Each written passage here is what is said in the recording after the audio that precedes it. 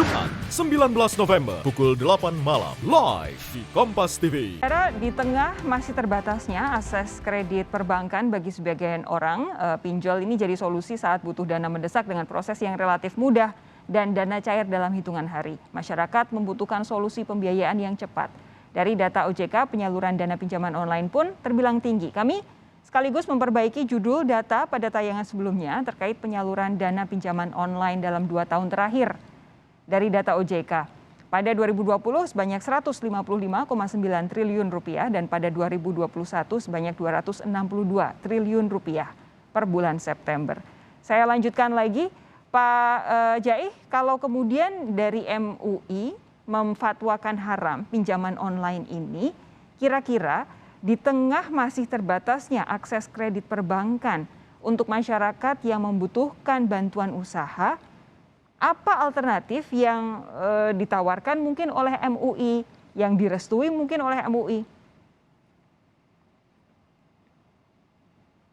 Pak Jaih. Lembaga, ya Mbak, dengar suara kami Mbak? Ya, silakan Pak. Sebetulnya kita sudah punya lembaga yang namanya BMT ya, Baitul Mal wa Tamwil, di mana bisa menyalurkan dana secara qardul hasan.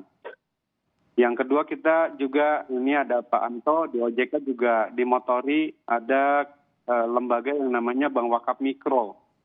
Itu juga bisa menyalurkan dengan dana yang namanya qardul hasan.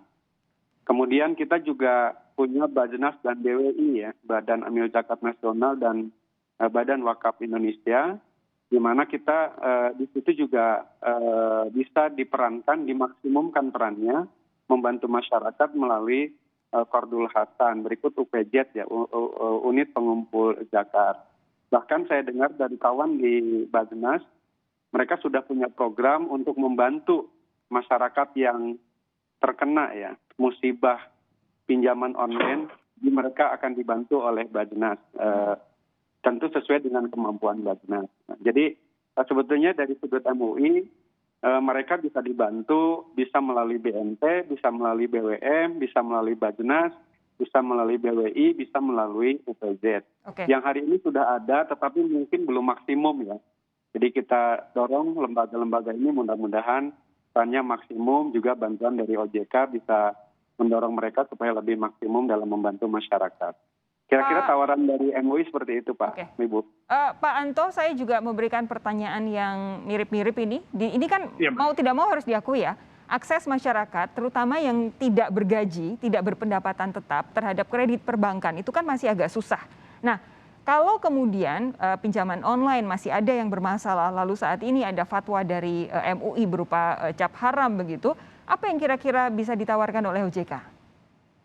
Pertama kami mengartikan bahwa istimewa MUI ini untuk kita sama-sama memahami bahwa ada kewajiban setiap kita bahwa dalam berhutang bijak ya, sangat bijak. Jadi kita harus memperhatikan juga apakah ini memang kebutuhan atau memang keperluan ya. Jadi ini perlu kita lihat antara yang sifatnya konsumtif dengan produktif. Ya. Karena ada perkembangan kredit yang produktif melalui pinjaman online ini juga semakin lama semakin membaik. Ya, jadi kita sekarang porsinya di tahun 2021 ini yang sifatnya produktif itu sekitar 53%, sementara yang konsumsi 40%. Itu yang pertama yang harus betul-betul diperhatikan oleh masyarakat ketika akan melakukan akses ini. Kemudian yang kedua, kita memang memberikan ruang kepada, seperti yang tadi disampaikan Pak Jaih, OJK mempelopori Bank Wakaf Mikro, yang kemudian bekerja sama dengan itu lebih jelas pendanaannya dan kemudian bagaimana proses untuk memenuhi kewajiban untuk pembayaran tersebut. Sehingga terdapat beberapa hal yang memang juga bahwa pinjaman online ini dari sifatnya memang sangat memudahkan. Tetapi kita harus hati-hati, jadi kita tidak segan-segan juga melakukan upaya preventif dengan melakukan edukasi. Kemudian juga edukasi ini tidak cukup juga, kita juga mengatasi yang ilegal ini, kita sudah bekerja sama dengan Google, dengan App Store. Bahkan mereka ini baru akan memasukkan aplikasi itu jika sudah memiliki izin dari OJK. Ini salah satu langkah maju kita kerjasama dengan Menkominfo untuk mencegah banyaknya beredar aplikasi-aplikasi yang menawarkan pinjaman seolah-olah itu legal. Padahal itu sebenarnya menjebak masyarakat. Oke, ini jadi catatan bahwa bagaimanapun negara ini harus mengupayakan akses terhadap perbankan.